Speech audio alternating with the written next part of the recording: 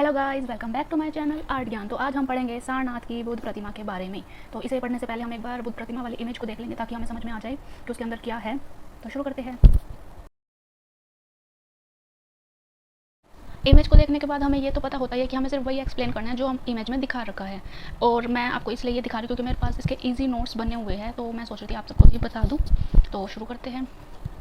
जो मैंने नोट्स बनाए हुए हैं इसके मैंने उसमें वही लिखा हुआ है जो इमेज में दिखा रखा है, जो उसकी क्वालिटीज़ है। तो शुरू करते हैं।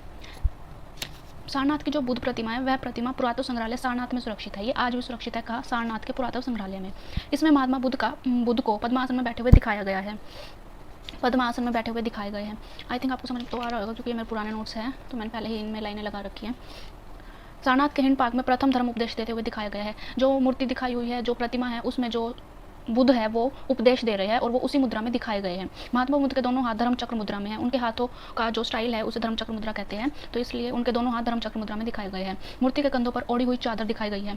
अगर आप इमेज को ध्यान से देखेंगे तो उन्होंने एक चादर ओढ़ी हुई है जो बिल्कुल कम दिख रही है और वो किनारों से ही दिख रही है सिर्फ। यह शरीर के साथ इतनी विलय हो गई है, मतलब कि वो इतनी मिली हुई है शरीर के साथ, वो केवल पैरों, कलाई और गर्दन के पास ही दिखाई दे रही है। वो किनारों से वो थोड़ी मोटी अलग से दिख रही है। इतनी पारदर्शिता होने के बावजूद भी नग्नता लेश मात्र भी दिखाई नहीं देती है। जो मूर्ति में जो उनकी जो चादर उड़ाई गई है वो इतनी पारदर्शी है कि वो उसका अलग से पता नहीं चल रहा, लेकिन ऐसा होने के बाद भी उसमें नग्नता नहीं दिख रही है, मतलब नंगापन नहीं दिख रहा है मूर्ति में कहीं भी। आसन के मध्य धर्म चक्र के दोनों तरफ, जो आसन के मध्य में धर्म चक्र है उसके साइडों में तीन तीन आकृतियां घुटनों के बल वज्र आसन में बैठी हुई दिखाई गई है। जो भगवान बुद्ध के अनुयायी है, अनुयायी मतलब कि भक्त, उनको मानने वाले। बुद्ध के मस्तक पर दक्षिणावृत केश तथा उष्णियाँ बनाया गया है। मस्तक पर जो दक्षिणावृत मतलब कि वो घुंघराले से थोड़े बाल दिखाए गए हैं। केश सभ्यक रूप से निर्मित है। प्रभा मंडल के दोनों तरफ ऊपरी भाग में पुष्प पात्र लिए नारी मूर्तियां बनाई गई है। अगर हम देखें तो जो हमारा प्रभा मंडल दिखाया गया है मूर्ति में, उसके ऊपरी भाग की तरफ दो नारियां बनी हुई है जिन्होंने पुष्प ले रखे हैं, जो आलिड व प्रत्यालिड अवस्था में, मतलब कि जो आमने सामने हैं। मूर्ति की पीठिका पर अग्रभाग के मध्य धर्म चक्र तथा दोनों ओर दो मृग आकृति तथा पूजा करते हुए आकृतियां दिखाई गई है। मूर्ति की जो पीठ है, मतलब कि जो उसकी बैक साइड है, उसके आगे जो साइड में उनके हाथ रखने वाले बोल सकते हैं, वहाँ पे धर्म चक्र तथा दोनों ओर दो मृग हिरण की आकृतियां दिखाई हुई है और तथा पूजा करते हुए आकृतियां भी दिखाई गई है। बुद्ध के मुख पर शांत व आत्मीयता का भाव है, मतलब कि उनका जो चेहरे के जो एक्सप्रेशन है वो बहुत ही शांत है। शारीरिक संतुलन तथा गतिमय दृष्टि संचार मूर्ति के सौंदर्य को लवणता प्रदान करता है, मतलब कि मूर्ति इतनी अच्छी बनी हुई है और एक्सप्रेशन इतने शांत दिखाए हुए कि मूर्ति को देख के ही बहुत अच्छा फील होता है। शिल्पी की दृष्टि से यह मूर्ति अद्भुत है, मतलब शिल्प मतलब जिस तरह से वो बनाई गई है, शिल्प की गई है, उस दृष्टि से यह मूर्ति बहुत अद्भुत प्रभाव लिए हुए है। यह मूर्ति बर्न निगम संग्रहालय में सुरक्षित है। आज के प्रेजेंट टाइम में ये यहाँ सुरक्षित है। अभय मुद्रा में खड़ी यह मूर्ति की शारीरिक गठनशीलता अत्यंत कोमल व सुगढ़ है।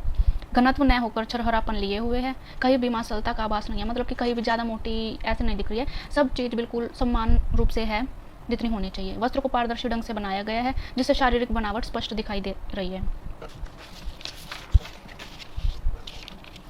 संपूर्ण मूर्ति में बुद्ध का गंभीर शालीन व्यक्तित्व झलकता है। उनकी मूर्ति ऐसे बनाई गई है कि उनके हाव भाव, उनके एक्सप्रेशन को, उनकी जो मुद्राएं है उसको देख के पता चल रहा है कि वो कैसे है, शालीन है, वो कैसा उनका व्यक्तित्व है। उनकी मूर्ति को देखकर ये पता चल रहा है। तो ये हमारी कलात्मक अभिव्यक्ति है।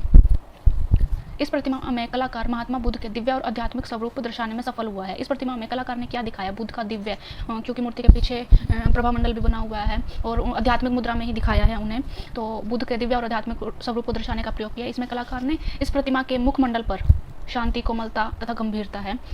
शारीरिक अंगों में सुकुमार सौंदर्य, जो उनके शारीरिक अंग दिखाए गए हैं उसमें बहुत सौंदर्य है और बहुत ही अच्छी तरीके से वो बनाए गए हैं।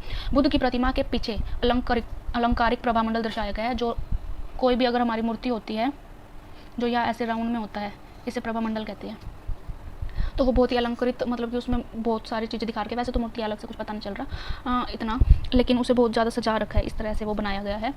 जो दिव्यता का प्रतीक है। दिव्यता का प्रतीक क्यों है? क्योंकि अक्सर भगवान के पीछे ही ऐसे हम प्रभामंडल बना हुआ देखते हैं, तो इसलिए ये दिव्यता का एक प्रतीक है। प्रभामंडल पर दोनों तरफ नारी मूर्तियाँ बनाई गई है। ऐसा प्रतीत होता है कि वे फूल से महात्मा बुद्ध का अभिनंदन कर रहे हैं। तो जो अभी हमने पढ़ा सारनाथ की बुद्ध मूर्ति, इसकी जो विशेषता है या कलात्मक अभिव्यक्ति है वो इधर तक ही थी, और ये जो है ये कुछ महत्वपूर्ण बातें हैं अलग से। अगर आप इसे ऐड करना चाहो तो कर सकते हो, मैं एक बार आपको बता देती हूँ, लेकिन ये एक्स्ट्रा में है। सारनाथ से प्राप्त बुद्ध मूर्ति गुप्त काल की महत्वपूर्ण तथा शिल्प की दृष्टि से सर्वोत्कृष्ट मूर्ति मानी जाती है। ये गुप्त काल की मूर्ति है। वैसे तो मैंने इंपॉर्टेंट लाइन से लिखी हुई है, लेकिन अगर आप ज़्यादा बड़ा नहीं लिखना चाहते तो आप सिर्फ इधर तक लिख सकते हैं, ये एक्स्ट्रा है। इस मूर्ति में पद्मासन धारण किए हुए धर्मचक्र प्रवर्तन की मुद्रा में निर्मित की गई है। मूर्ति के माध्यम तथा शरीर की गठनशीलता में कहीं भी भारीपन नहीं झलकता, मतलब जिस मीडियम से बनाई गई है उसका कहीं भी भारीपन नहीं है, वो सामान्य मात्रा में प्रयोग किया गया है उसका। चेहरे पर आध्यात्मिक ओज तथा सरलता सहज आकर्षण को लिए हुए है। मूर्ति के प्रभामंडल को अलंकृत रूप से बनाया गया, मतलब सजाया गया है बहुत ज़्यादा प्रभामंडल को। प्रभामंडल के सिर के पीछे मध्य में सपाट तथा किनारे की ओर वृत्ताकार अलंकरण प्रभावशाली है। सो गाइस, इतनी ही डिटेल थी सारनाथ की बुद्ध प्रतिमा के बारे में। होप करती हूँ आपको समझ में आया होगा। इतनी डिटेल्स थी सारनाथ की बुद्ध प्रतिमा के बारे में। मैं एक बार आपको अच्छे से दिखा देती हूँ मेरे नोट्स, अगर आप इन्हें सेव करना चाहो तो कर सकते हो।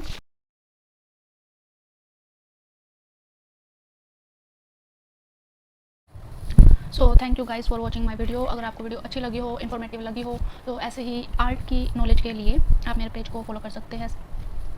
और आप ऐसे इन्फॉर्मेशन और ज़्यादा चाहते हो तो लाइक करें, कमेंट करें, शेयर करें, सब्सक्राइब करें। Thank you.